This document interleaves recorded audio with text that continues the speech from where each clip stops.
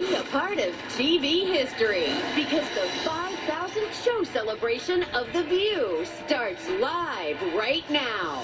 The co-hosts are looking back at how much has changed and how much has stayed the same since the very first day of Hot Topics.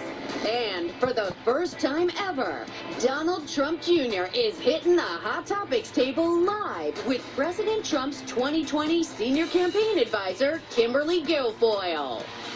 Join the table that's been going strong 5,000 shows long with Whoopi, Abby Huntsman, Joy Behar, Sunny Hostin, and Meghan McCain. Now, let's get things started.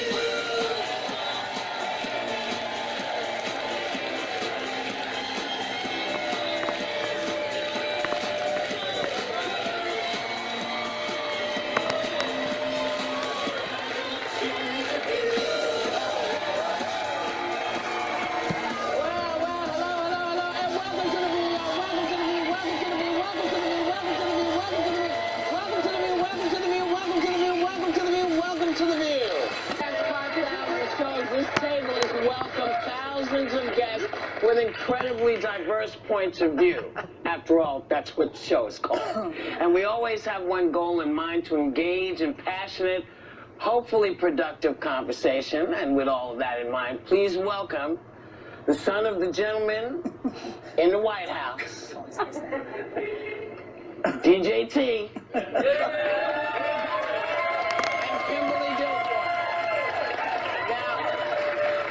There's a lot to say, so let's go. Okay. Yeah, we're going to get... All the fans are in the front.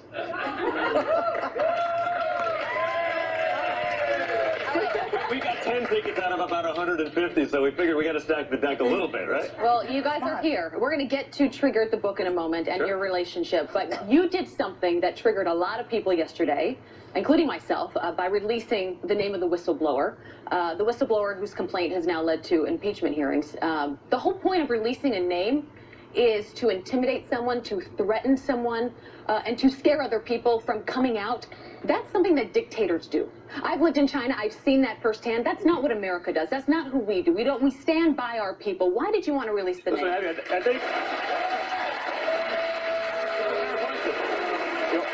think the reality of the answer is the whistleblower's name was on a little website called The Drudge Report a couple of days ago. It was in Real Clear Politics.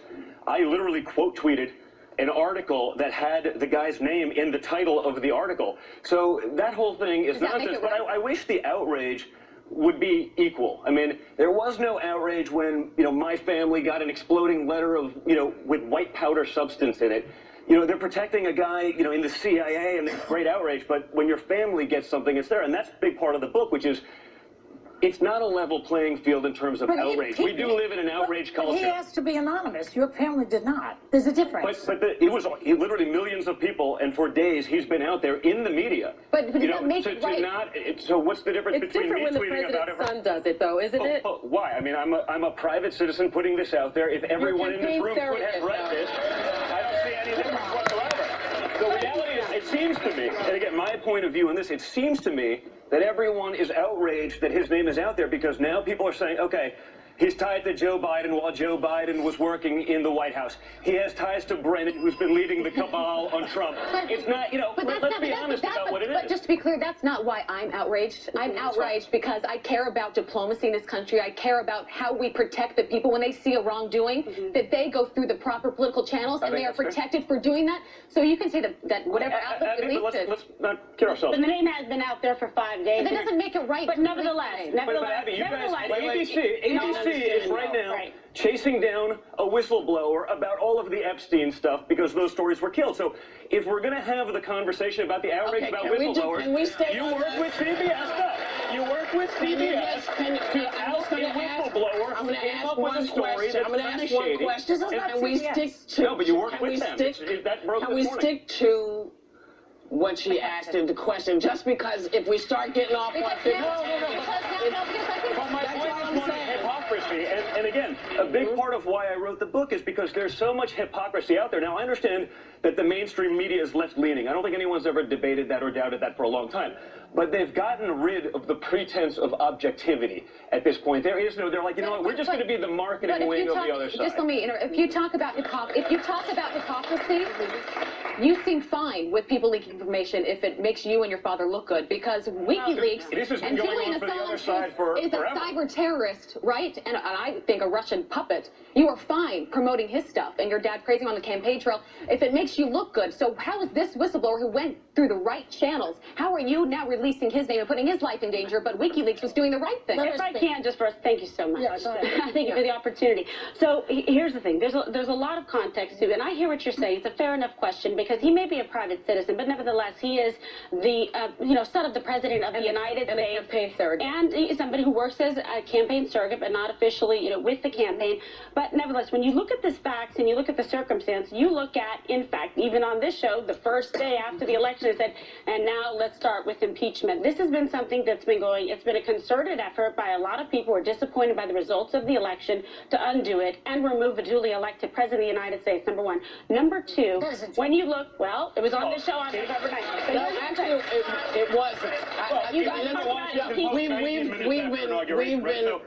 We've had all kinds of. Wait, see, I listened. Now I'm asking for the same. We are an opinion show. Correct. That's what we do. Correct. What you seem to have done and feels very disingenuous because you can't say I'm a private citizen and yet you're in the middle of all of this. You were brought to the FBI folks, everybody talked to you, you're part of this. So when you release a name like that, even if it was out for 10 days or 20 days, you have to know that people, if you're talking about the white powder that your family got, this guy's family's getting the same thing. And why is it okay for one and not both? We don't know that that's actually happening to him, first and foremost. Well, we don't know that it happened to you. But we're taking your name. We're taking your... It was reported. Stop yelling. Stop yelling. Not to yell. I can He's hear loud. It's like the miracle air for Christmas. Kimberly, you're a lawyer. Yes. And we've known each other. You were a former Absolutely. prosecutor. I mean, did you advise your boyfriend that it is a federal crime to out a whistleblower? I didn't advise him that it was a federal crime, but I did come out of the bathroom and say, I left you alone for 10 minutes. What happened when Mamacita's gone? Because by the principle for the reason. It's only a federal crime for the IG to do it. That's in the statute. So that's, you can't, but that's the point. You can't run with it. It is not true. Let me show you the other side. Okay, stop. Everybody stop. It's hard to hear. Under U.S. So finish Section that. 1505, it is a crime. It's not accurate. Just ask Rick Paul. He went My law degree says it is, but nevertheless. But he's not the individual that first But my question is, you did speak to him about that. I talked to him, no, not prior to. After I said, oh, what happened? He said, well, they're saying that I released this and I outed. But if you look at the facts, and the facts are that the name was out there. I'm not saying, okay, I understand what you're saying, that perhaps, okay, it wasn't the most prudent decision to retweet an article. But I'm going to tell you something. We talk about transparency. The President of the United States released the transcript of exactly what happened in that phone call. The whistleblower is giving his opinion or her opinion of what transpired. I'd like to talk about that. You get what I'm saying? Yeah, I'd like to talk about that. That's out there to say. He's not trying to hide anything. Thank God he transcribed it. I'd like to talk about that. Actually, let me ask you, do you regret retweeting that? I don't think I should have to forego my First Amendment rights. I didn't want to create hysteria, but if I'm reading an article, be like, oh, the name's out there. I didn't even realize that this thing's some sort of big sort of secret. You don't regret doing that? I don't regret doing it. No, I don't think I should have to forego my First Amendment rights. It's out there. I read it in an article. I've been reading it for a week. I saw it on the Drudge Report. Like, this is not some secret, but to then say, because it's Donald Trump.Jr., because he's an outspoken guy, to then create, why was there no outrage when Drudge Report, the major website, probably the largest aggregator of media news in America, he puts it out there a few days ago, and no, crickets, no problem with that. Because probably not a lot of people knew that it was out there, but once you put it out, millions of people see Drudge today. I'm saying to you, listen, man, I don't know how many people here read the Drudge Report. I don't know, but I'm saying a lot more people know your name then know the Drudge Report. That's a You're fair point. assuming. He I know knows it's a it fair well. point. Let's move on. I understand. I want to talk about the memo of the call, because I don't believe it's a transcript. In the memo of the call that was released from the White House between your father and the Ukraine president, your father said, I would like you to do us a favor, though, because our country has been through a lot and Ukraine knows a lot about it, and we have the entire part of the memo here. The other thing, there's a lot of talk about Biden's son, that Biden stopped the prosecution, and a lot of people want to find out about that. So whatever you can do with the Attorney General would be great. This is the basis of the impeachment inquiry. Why is that a sham? The whole Which is thing, what you're calling first of it. all, because nothing was withheld. The other guy on the other side actually said, I have no idea what you're talking about. No one knew any aid What do you was mean even nothing being was withheld. The other guy in the Ukraine, in terms of aid being withheld. So no one knew about these But things. that's not true. That's a lie. Military aid was withheld. Yeah. Yes. No one knew Not about as- it in the no, Ukraine, not so as a quid pro there quo. was no quid pro quo. You see all the other wasn't. aspects of That's this a coming lie. out. It was withheld. There's Yeah. been no prima facie case made whatsoever for impeachment. The transcript is there. The witnesses are coming forward. There was no So you have a bipartisan lot of support opinion for going that on. hearing But Kimberly, going the forward. military aid was One at a withheld. time. But not because of that reason. And again, the and other the side nexus and didn't the even time know that it frame, was the withheld. timeline has Can been I clearly ask you this? But demonstrated. that's a lie. There have been several ambassadors that have testified And there's others that have testified they had no idea that there was any quid pro quo whatsoever. Did Gordon Sondland lie then when he changed his testimony yesterday? Well, I don't know why he changed his testimony. It's sort of interesting. It almost, he says something. He's afraid of on the perjury. record, He's afraid of going to jail. Or he's afraid of being attacked, like so many of us have for so long, by a vicious left that's running a Oh, one-sided please. campaign. Let's go to By Iran. Adam Schiff doing a one-sided thing. Republicans Children. Stop yourselves. There'll be more with Good time. them two. Junior. With the two of them when we get back. Megan? Yes, and if you could let me speak, I would appreciate it. Mr. Trump, a lot of Americans in politics miss character, and a lot of people miss the soul of this country. You and your family have hurt a lot of people and put a lot of people through a lot of pain, including the Khan family, who was a Gold Star family that I think should be respected for the loss of their son. Does all of this make you feel good? I don't think any of that makes me feel good, but I do think that we got into this because we wanted to do what's right for America.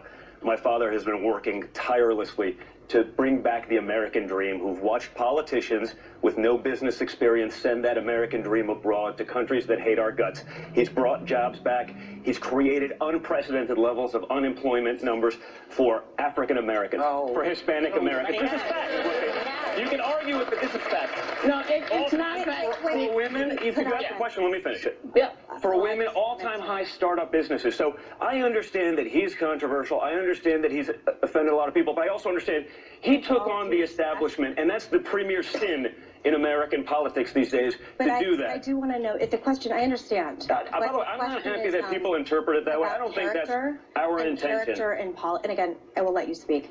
Character in politics, I believe, is important. It was how I was raised. It's the way I view the lens of America. And I understand what you're saying about policy, but when you're talking about attacking Gold Star families who have given the ultimate sacrifice more than any of in this room have given, and you put them through pain, does it make you and feel I know he like does a this lot was with Gold worth Star it? families, and he calls a lot of those Gold Star families, and he has a lot of care for those With people. angel moms. When he's Apologize. under constant attack by the same people, when he's under attack by the establishment, when he's under attack by this, the reality is this: he's a counterpuncher. And as a conservative, I would hope that you would appreciate that conservatives haven't been known for fighting back for a very long time. They've ceded ground to the liberals and the liberal elite for decades by not actually fighting back. So I understand we can keep going back to character. I think he has great character. I think my family has character. Her father. I understand that, and I'm sorry about that. They did have differences. I agree with that. But I think just And again, I'm sorry for the Please loss. let I me think you all lost finish. your aunt last night, so I do I apologize did lose for that my as aunt well. last night. Yes, I did. McCain morning. Thank you.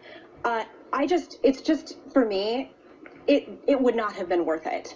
This would not have been worth it. And I think people can go to the moment when my dad had stopped someone from saying Obama was a Muslim, and the pain, inflicting pain on so many people wouldn't have been worth it to me or my family to the White House. So I just want to know, is it worth it? Well, listen, I think it depends on the hat that I'm wearing. You know, for me as a citizen, as a father of kids in New York City, you know, it hasn't exactly been, you know, peaches and cream for us either. But you know what, it is worth it. When I do go around the country and I see people who are affected by these policies, who are getting to live their American dream again, who are seeing wage growth for the lowest levels go up, when I see it happening with those people, and they tell me their stories, how they're so happy that they voted for my father, that they're so happy that he actually had the guts to take on those people, to not just accept the status quo, to not just accept it. Our show. Yeah. So here's what I would say. I understand. I know your father for so many years. I considered him, yes, and your grandmother. And I tell you, no finer human being. I considered him my friend. I miss him. I understand your loss. Yesterday was the anniversary of my mother passing. I lost my father Thanksgiving night. He woke me up with a kiss and said, "Princess, I know this is a hard day for you." It breaks my heart to hear anybody say anything about your father. I understand that. And I know how difficult it is. And I know how difficult it is for him. When everybody is attacking his family, they're out in front of our apartment, they want to put him in jail. I understand that, having lost both my parents to cancer. This is tough. I would like there to be more civility. Can somebody just say they're sorry? Personal attacks. Can somebody just say they're sorry? And I honor your father's service. So my final note, and then I don't have any more questions for you, is just, if you believe that, and Kimberly, we work together and I do know you, try and bring civility back then. You can do it. You have this, you're in the White House. And you're right. And you know what, guys? It goes both ways. And can you imagine, honestly, and you know, you guys, you ran for president. It was absolutely brutal. They're up for re-election again. 93% negative coverage in the mainstream media about President Trump. They don't want to talk about the successes. I know the president, I know their family for 14 years. You guys I stand with them like I stand you and your family. I get it. But we're talking about reciprocal civility. I'm sorry. Now, what you can't do is you can't change the past. Obama became president, and the first thing that was said to him from the other side is, we're going to make sure you're a one-term president. We're not going to do anything to help. Well, I'm sorry, wait. I just want to say, who said it? I believe Mitch McConnell said it. McConnell said it. Guys. And that you can look up. But guys, look at what's going on right now. But I'm just saying to you that this is part of being president. I'm sorry, 19 minutes after inauguration. Listen, come on, guys. Part of being president is having a pair that can take whatever heat comes towards you. My father's got a pair, and no sitting president has taken the heat that Donald Trump has. Please, that is bulldog. Yes. Stop. Go, Joy. Okay. To her point, he also called Mexicans rapists. He made. Wait a second. Some coming across the border, and that's a fact. Look at what's going on at the border. Let her finish. Called some Mexicans rapists. He attacked the handicapped. He bragged about it. Listen, we heard the access. Hold on. We heard the access tape where he bragged about grabbing women by their genitalia. She's talking about, that's what Megyn is talking about. She's talking about lowering the discourse to his level, which is horrible for this country. Even if people are working, we don't want to have a country like that. Do you understand We've all they don't done like things. The vessel or the semantics of the truth, but nevertheless, look at the results. We've all done things that we regret. I mean, if we're talking about bringing the discourse down, Joy, you've worn blackface. Whoopi, no, you said that Roman Polanski. I'm sorry, and don't. You said that Roman Polanski, it wasn't rape when he raped a child. So let's talk about. Let's talk about this. So you want to bring this up? The question came up. I did not go in blackface, please. No, she was not in blackface. Thank you. Sorry, listen, being black, I recognize blackface. This I can say. Okay? I know what So now that you've broken this piece of ice, because I guess this is the fight you wanted. It's not the fight I want. It is. But if we're talking about characters, we're talking about these things. Are you questioning my character? I'm not questioning your character. I'm talking about you're questioning my father's character. I'm sorry, I didn't question anybody. I simply said that when you're talking about your father's taking more heat than anybody else, that it's not so. Instead, as a president? Yes, as a president. That's ridiculous. He's getting crushed. He's a president. Part 5 took a lot more heat than your father has taken at his hand. Name a president who's taken more heat than my father. Everybody stop. Hold up. President Trump. We'll be right back. spoken about how Hunter Biden has benefited from nepotism. Yes. And you say, I wish my name was Hunter Biden. I could make millions off of my father's presidency. And your father tweeted this. He said, your father encourages people to buy your book. I think that's benefiting from your dad's presidency, but not that my opinion matters, but let's talk about 2020, because you do talk about 2020 in your book. The show? No, 2020. You talk about 2020. Can I address Hunter Biden first? ABC plug. Listen, I get that I'm the son of a rich guy from New York. I understand that. My father has done a lot. You know, I've benefited from that as Hunter Biden has. The difference is we did that as a private company. When we got into international politics, the second my father won the presidency, he said, we will not do new foreign deals going forward. Hunter Biden utilized his father's vice presidency to magically end up on a board in Ukraine with a language he doesn't speak, on a business he knows nothing about, for $83,000 a month. If I did that, you guys would lose your minds. Understandably, and you'd be right. Can I push back on that a little bit? So we stopped. Can I push back a little bit? Because father's D.C. hotel opened up just a couple of weeks after his election. I'm glad you asked. And you've actually made, I think, according to your father's financial report, he earned about $40.8 million, just a minute, from his D.C. hotel in 2018. The Attorney General is going to hold a $30,000 holiday party at the D.C. hotel. A lobbying firm with ties to the Saudi government paid $270,000 to the hotel between October 2016 and March 2017.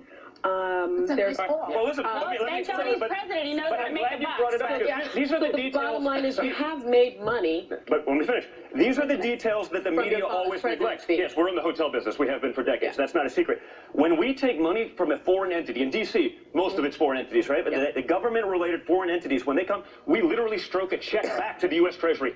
We spend more money on accountants than we can make from this to make sure we're doing that right, because we can't do that. My father gives back his entire salary to the U.S. Treasury to be put towards causes, whether it was alcoholism, whether it was the Department of Interior. So we're literally not making money from any of those foreign governments. We're giving it back to the Treasury, and by the way, there's an opportunity. You are making money from the hotel based on the We're in the hotel business.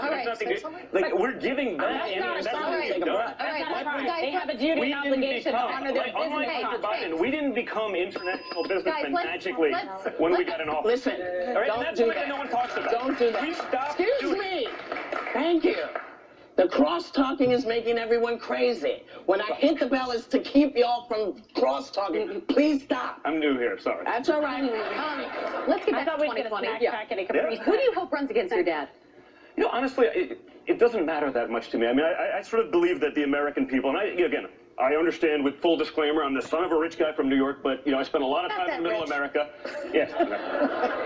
Perfect. You're right. Man of the people. But I do spend a lot of time in middle America. I spend a lot of time there, and honestly, people are happy. They see the results. They see wages going up. You have no idea how many Democrats come up to me and say, Don, I wish they'd let him do his job. But Donald... And that's the problem. The Democratic Party has left the working class that they used to represent. That's not true. The By the way, he seems to be petrified of Joe Biden. Joe Biden's beating him in a lot of polls.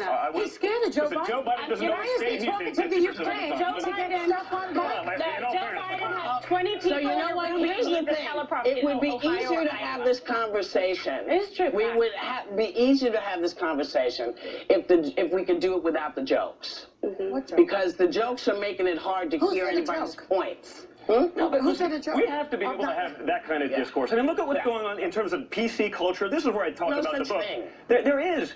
Joy, what do you think about, like, Dave Chappelle or Burr or those guys getting canceled? I mean, you're stand-up comic. That's Dave Chappelle was not canceled. Dave Chappelle took himself out. There are leftists that are out there trying to stop these guys from having free speech, from being funny. Whose side are you on now? Because I want to know. I'm on the side of free speech and comedy. Comedy rules. Let the comedians do their thing. You're not a comedian. All right, I want to end on a light note. He's kind of funny. When are you guys tying the knot? Oh my God. We get the president reelected. We got one goal for 2020, okay? But no, Kimberly's been an amazing, she understands this world, and unfortunately, my world has drastically changed from, what I was used to before politics and everything, and to be able to do this stuff. I like to joke on the campaign trail, my big sacrifice for America is having to travel with Kimberly. Fake news. I can't say that on this stage without getting destroyed, but it's been amazing to be able to do that, and she has such a good grasp of and being able to speak to people. I sort of say, when you need a sledgehammer, I'm pretty good. When you need some subtlety and nuance, that's where she really steps in and does an amazing job. Can I answer on something real quick, Whoopi, to just say about character? Because I grew up in the Mission District where you filmed Sister Act at St. Paul's, at one of my parishes there.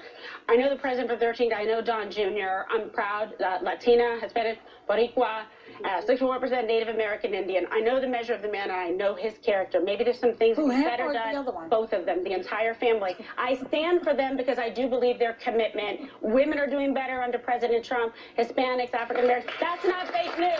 It's real. Women entrepreneurs. Okay. Are you going to be able to work I will just say this because it is the end of the show. Oh. Praise the Lord. I don't think it is. Well, I don't think it is. It's the end of this show. Okay. Yeah, we still have time. Thank you for coming. The new book, Triggered, is out now. We'll be back.